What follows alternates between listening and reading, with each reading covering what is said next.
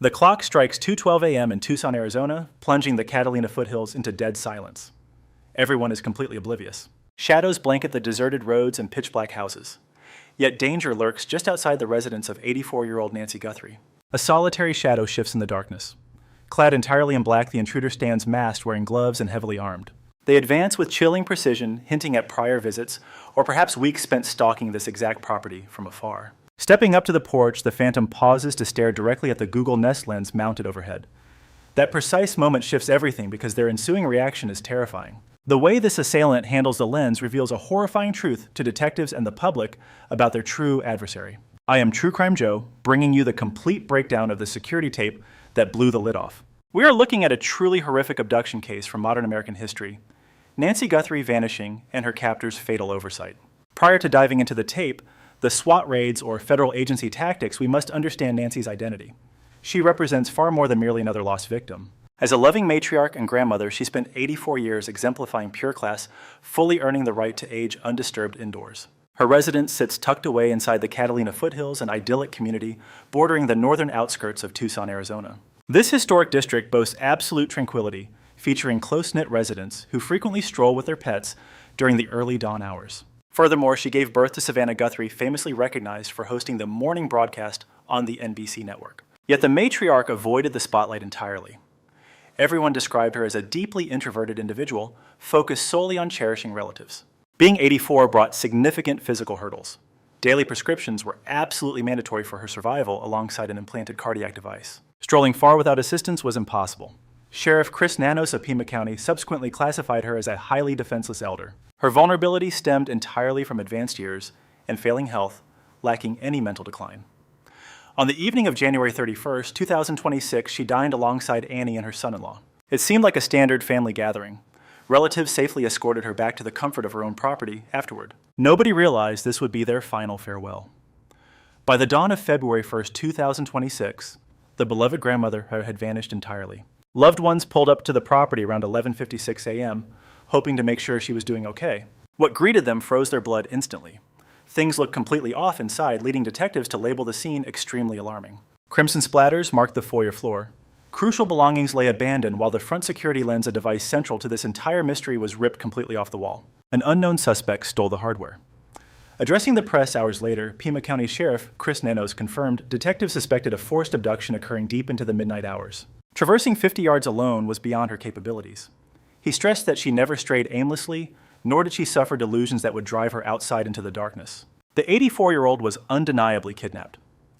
Pima County deputies instantly launched an all-out search protocol before the afternoon even concluded. Federal agents quickly took over the reins, soon after their top-tier tactical rescue unit touched down directly on Arizona soil. Border Patrol authorities immediately stepped up to assist. Such an overwhelming mobilization proved this was no standard disappearance, but a massive emergency requiring heavy crime scene processing. Laboratory results matched the crimson foyer droplets directly to Nancy. Finding that biological evidence obliterated all theories of a voluntary departure. The matriarch fought her captors violently enough to bleed. However, her implanted heart monitor would eventually serve as the ultimate trump card. Her cardiac device continuously beamed vital metrics straight to her smartphone. The final successful data transmission happened exactly at 2:28 a.m. on February 1st. This tech breadcrumb handed detectives a priceless timeline. It provided an exact time frame indicating when she was dragged away or when the Bluetooth link was violently severed. Keep 2:28 a.m. locked in your memory. Shortly thereafter, extortionists forwarded a threatening message to both TMZ and a pair of regional broadcasting networks. The blackmailers specifically requested untraceable digital currency. An initial countdown expired quickly, followed by a second unfulfilled ultimatum. Soon a third electronic message dropped with far harsher ultimatums. Both federal authorities and local police publicly verified receiving these terrifying communications. Simultaneously, agents hunted down a California resident previously busted for faking his role in the kidnapping to squeeze cash out of her relatives. Investigators officially labeled that particular grift a cruel scam completely detached from the actual crime. Detectives waded through numerous extortion threats, unsure which were genuine. Law enforcement pursued every single lead concurrently. Concurrently, civilian hotlines melted down as thousands of tips flooded the emergency dispatch centers. Detectives found themselves burdened with examining anywhere from 5,000 to 10,000 hours of localized surveillance tape. They meticulously scanned storefront feeds, porch lenses, and intersection monitors second by second, hunting for any suspicious pedestrians, vehicles, or corresponding clocks. By February 10th, a full 9 days post-abduction, federal authorities finally decided on a drastic course of action. It was time to broadcast the hidden recordings globally. Bureau Chief Kash Patel declassified the terrifying snapshots on February 10th, 2026. 4 grayscale pictures dropped first swiftly, followed by a pair of extremely brief motion clips showing nothing but horror. These visuals originated straight from the smart surveillance gadget previously bolted outside the victim's entryway. This brings up a massive logical contradiction. Considering the perpetrator completely stole the hardware, how did the agency recover any visual evidence whatsoever? The explanation holds the absolute biggest key to unlocking this mystery. The grandmother lacked a premium security plan, meaning her device never streamed those crucial moments to internet servers. Total digital blackout, 0 cloud backups in sight. The average person would declare this a dead end, assuming the video vanished into thin air, but federal agents refused to accept defeat. Authorities directly partnered with the tech giant to pull off an incredibly complex data extraction, a maneuver demanding top-tier cyber skills. Investigators managed to resurrect the missing clips straight from deep server ghost files. Just pause and think about that, especially since the assailant ripped the actual device right off the wall. The perpetrator completely assumed they destroyed every trace of their crime. They fled the scene entirely convinced they had wiped their existence from history forever. That assumption proved fatally incorrect. The hidden recording survived the purge, and suddenly millions of eyes were analyzing the tape, begging a massive question: what exactly did the clip reveal? An individual appears on screen draped head to toe in pitch black apparel, sporting a heavy facial covering alongside thick hand protection and a heavy coat. Not a single millimeter of bare flesh is exposed, meaning authorities had absolutely zero genetic material or distinct markers to track. At least that is what the attacker assumed, completely unaware they were making incredibly revealing choices while directly facing the lens. Analysts confirmed these split-second actions broadcast crucial details the suspect desperately wanted hidden, starting with their absolute ignorance regarding the hidden security setup. As the shadow slowly stalks toward the entryway, they suddenly spot the recording device right in the middle of their stride. What happens next practically broadcasts the suspect's entire psychological profile. They clumsily attempt to smother the device using a heavily covered palm. The intruder stretches upward wildly, swiping at the glass, only to realize the tactic is failing, prompting them to retreat and stare blankly at the dirt. Scrambling for a solution, they frantically scan the area, leading to an unbelievably foolish move that left seasoned detectives everywhere absolutely speechless. The prowler literally grabs some random vegetation right out of the garden, a mere twig ripped from a nearby flower pot, and absurdly attempts to blind the surveillance tech with handfuls of leaves. A former federal investigator who currently works as a top broadcast journalist summed up the absurdity of the situation flawlessly. Anyone who properly scouted the property beforehand would have easily spotted the tech and packed the right tools to disable the feed. A veteran crime strategist offered a remarkably blunt assessment, noting that the attacker definitely harbored deep intentions but executed the mission with embarrassingly bad foresight. The specialist remains utterly convinced this rookie was entirely new to the criminal underworld, completely lacking the polished skills of mob hitmen or gang enforcers. Professionals analyzing the clip agreed unanimously. High-level syndicates employ extreme precision and always deploy multi-man squads for these types of jobs. Elite crews execute missions with lightning speed, either instantly destroying security feeds or entirely bypassing the surveillance grid without a trace. We are watching a panicked amateur totally abandoning their script the second things went sideways, bringing us to their second massive error, carrying a visible handgun openly strapped near their beltline. However, the specific location of that weapon holster instantly sent massive red flags flying for every tactical weapons specialist reviewing the tape. Wearing a sidearm directly in front of the pelvis is incredibly bizarre, signaling to seasoned instructors that the suspect had virtually zero proper combat training. Real marksmen never secure their sidearms in such a dangerous manner, fully understanding how incredibly clumsy and useless that setup is during an active firefight. Both the awkwardly placed pistol and the pathetic garden twig screamed amateur hour to detectives, leading directly into the third catastrophic blunder, the suspect's distinctive stride. A former tactical squad leader fixated heavily on this specific trait, passionately arguing that analyzing the perpetrator's physical movements could completely crack the investigation wide open. Upon scrutinizing the tape, the veteran tactical officer pointed out how human beings frequently identify their peers through subconscious body mechanics rather than direct facial recognition. Observing someone's exact cadence and tracking their repetitive pacing provides a shockingly accurate method for unmasking a familiar acquaintance hiding in plain sight. Let that reality sink in for a moment. The attacker meticulously hid their identity behind masks and thick layers, yet completely failed to disguise their unique bodily rhythm and stance. From the sluggish shoulder sway to the deliberate pacing of their boots, the physical signature was glaring. prompting another federal expert to highlight a completely different angle. The shadowy trespasser casually strolls up without an ounce of adrenaline, prompting analysts to label the chillingly calm approach as completely devoid of any criminal anxiety. We are dealing with an extraordinarily relaxed individual operating under the false illusion of infinite time, entirely unbothered by potential witnesses before spotting the lens. Somewhere out in the world, a random citizen scrolling through their smartphone or watching the evening news instantly recognized that highly specific swagger. A coworker, friend, or neighbor has absolutely watched this exact same individual lumber across grocery store lots or pace casually down a suburban sidewalk. Federal agents strategically dumped the clips onto the internet, hoping for precisely this outcome, banking on the fact that a sharp-eyed viewer would spot a familiar behavioral quirk despite the heavy disguise. Less than 24 hours later, the hotline exploded with over 4,000 tips, proving the video strategy worked, though detectives were already compiling completely different physical clues. Expanding the perimeter forced the forensic team to shift focus away from the victim's immediate lawn, redirecting their microscopic gaze toward the surrounding residential streets. A bizarre anomaly caught the immediate attention of seasoned tactical experts: an empty house located remarkably close to the target, which conveniently hit the real estate market right before the abduction. Specialists immediately suspected the abandoned structure served as a perfect sniper's nest for urban espionage, providing an undetected vantage point to heavily monitor local street traffic. The stalker likely camped inside to meticulously document the victim's daily habits, charting exactly when her car pulled in and out of the driveway.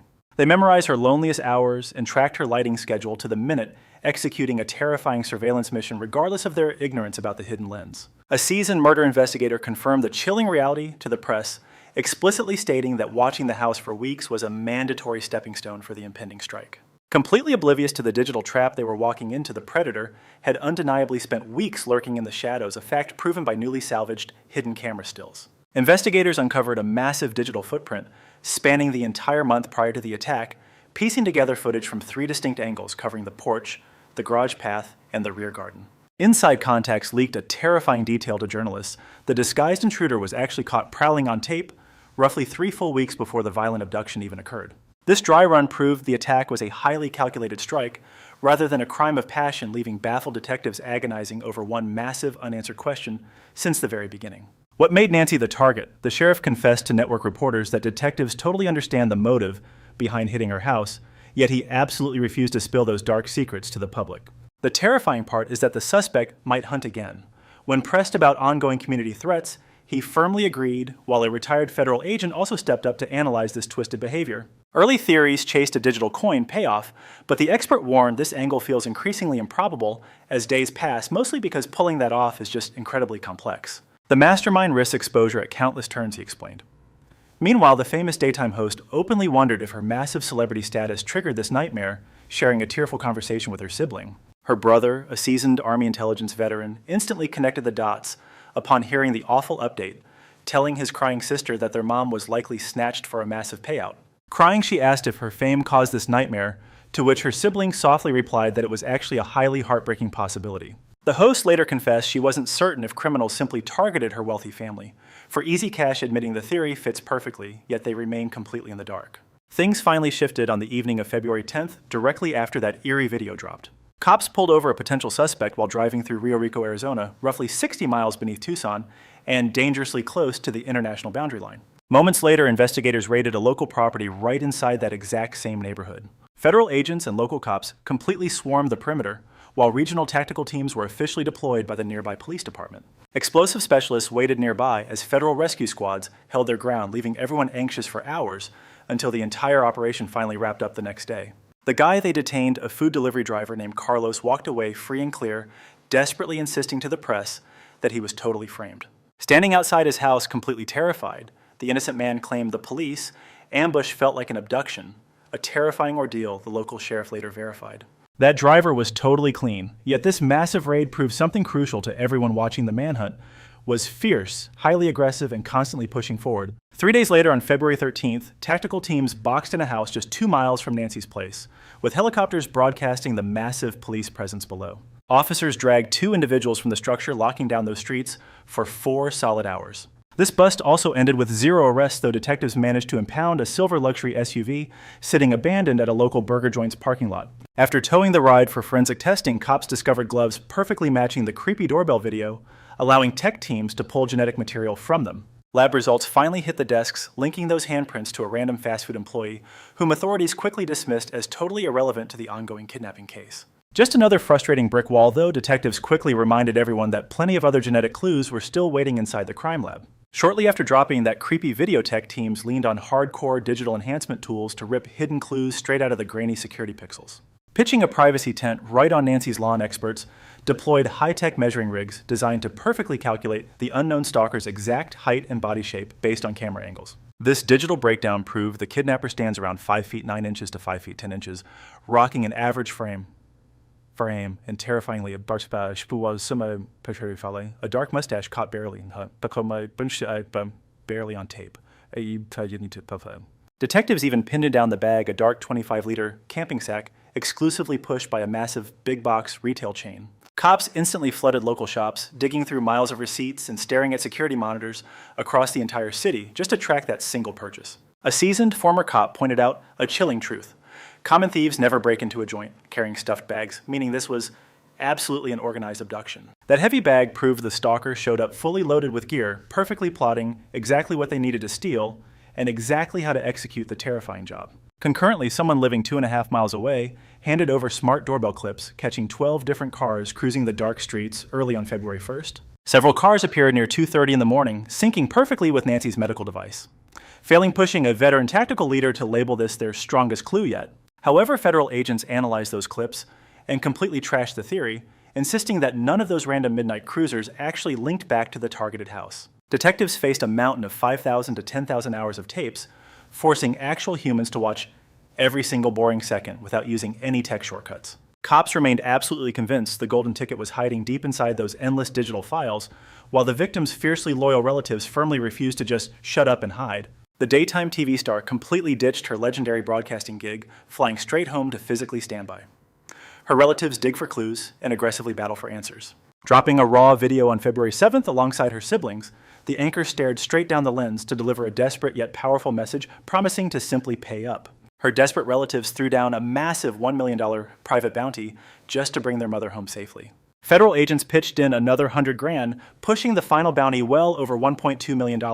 Bright floral tributes instantly flooded Nancy's front yard, left by completely random citizens who never knew the missing woman but deeply mourned her terrifying absence. Folks everywhere blindly checked security feeds, uploaded their videos, and constantly jammed the official police hotlines. Broadcasting on regional news, her kids begged the public, suggesting ordinary neighbors might unknowingly hold the exact puzzle pieces needed to bust this case wide open. They urged everyone to heavily rack their brains, focusing on that exact midnight window, bridging January 31st and February 1st. The famous host confirmed her television comeback for April 6th, aggressively clarifying her raw motivation for stepping back into the studio. Crying to her co-host, she admitted faking smiles was impossible, yet staying away felt equally wrong when her own blood was on the line. Claiming this public fight became her true calling, she promised to weaponize her happiness against the kidnappers, even as her mother remained vanished through late March 2026. Authorities haven't named a single suspect, and 0 arrests have actually stuck regarding this entirely unsolved vanishing. A massive hunt led by the FBI and Puma County Sheriff is actively unfolding, but a shocking internal scandal just rocked the boat. A local deputy named Travis Reynolds got busted late March for an entirely different abduction scheme, getting him booted from the force permanently. Naturally, seeing a cop behind bars instantly made the whole community doubt the department's ability to solve this mystery. Retired federal investigators reviewing the facts confidently stated this disgraced officer had absolutely nothing to do with Nancy vanishing. However, throwing a rogue cop into the mix just made an incredibly tough puzzle even harder to crack. The hunt continues. Tech experts at Google are fighting to pull hidden video files off the victim's security network. Crime labs are swamped testing physical clues. Phones are still ringing with leads. Sheriff Nanos recently dropped a bombshell telling the press detectives finally figured out the motive for the attack. That specific revelation, a truly bone-chilling update, proves that detectives are absolutely not stuck at a dead end right now. It proves serious momentum is building. It means the culprit made critical errors along the way, leaving behind enough breadcrumbs for police to finally connect the dots. Yet Nancy is nowhere to be found. She is an 84-year-old grandmother, snatched off her mattress at midnight, physically hurt and desperately needing her daily pills and heart monitor. Every single passing second is absolutely crucial here. Tomorrow is not promised.